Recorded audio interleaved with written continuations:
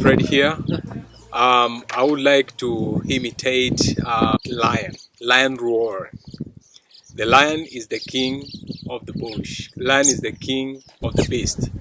And this sound I'm going to make is when they communicate at night.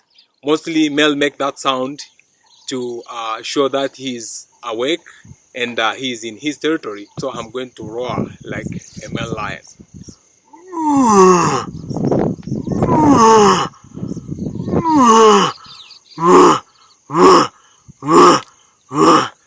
So when lion roar at night, as I said, it's one of the territorial habits, telling the other male like, I'm in my territory, don't get close to my territory.